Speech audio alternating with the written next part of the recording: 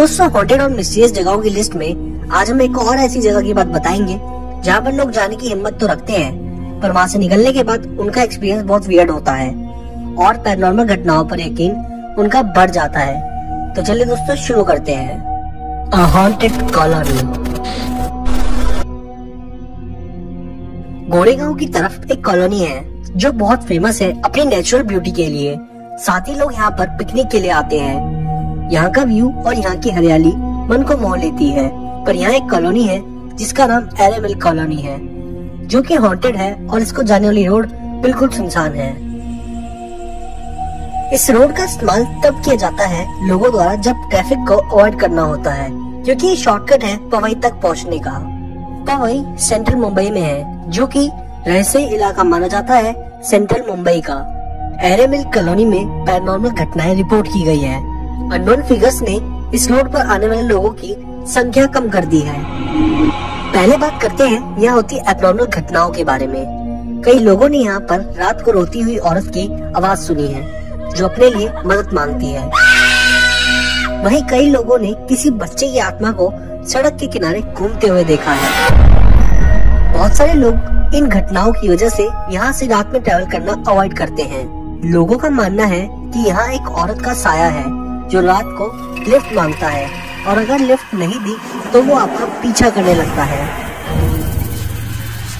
पर जो भी है, बड़ा ही खौफनाक है और दहशत भरा है।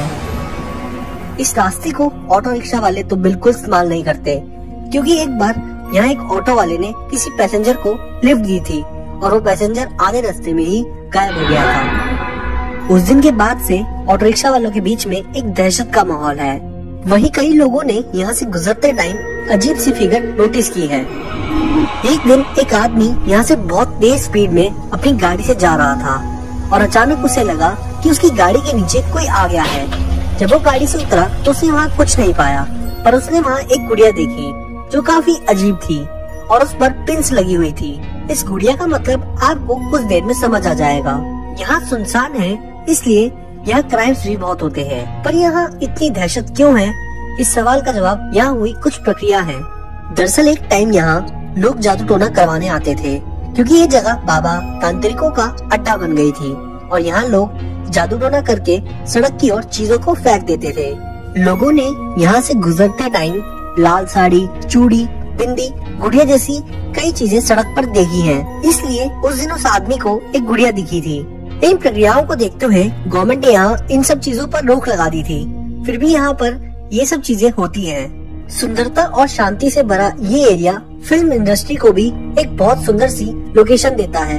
इसलिए इस कॉलोनी के आसपास अक्सर शूट्स चलती रहती हैं और यहाँ पर कई मूवीज शूट हो चुकी हैं। शुरुआत में यहाँ पर देर रात तक मूवीज भी शूट हुई है, लेकिन जब से यहाँ पर डर का माहौल बना है, तब से यहाँ मूवीज की शूटिंग थोड़ी जल्दी फिनिश हो जाती है या फिर कैंसिल ही हो जाती है, क्योंकि क्रू एक्टर यहाँ इस एरिया के आसपास काम करने से कतराते हैं या मना ही कर देते हैं। इन सब घटनाओं का कारण यहाँ बताते हैं कि यहाँ पर जादू टोने की वजह से डर का माहौल है और एब्नॉर्मल एक्टिविटीज भी उसी कारण से होती है। पर वहीं कई लोग बताते हैं कि यहाँ पर एक बार गुंडों ने एक फैमिली को लूटा था और पूरी फैमिली को मारकर जंगल में फेंक दिया था। उसी के बाद से उस फैमिली की आत्मा यहाँ पर दिखती है। पर एक बार इतिहास पर नजर डालते हैं इस एरे कॉलोनी के। एरेमिल कॉलोनी एक जंगल है जो इको सेंसिटिव जोन में आता है। इस साइड एक कॉलोनी भी है जो गोरेगांव ईस्ट में है, जो कि 1949 में बनाई गई थी और इसका इनॉग्रेशन प्राइम मिनिस्टर द्वारा 1951 में किया गया था, जो कि उस टाइम के पंडित जवाहरलाल नेहरू जी थे। और इस जंगल को रिजर्व करने के लिए यहाँ पर कई मूवमेंट्स भी चलाए गए, क्योंकि इस कॉलोनी और इसके पास में जंगल पर बार बार खतरा मंडराता है कटने का।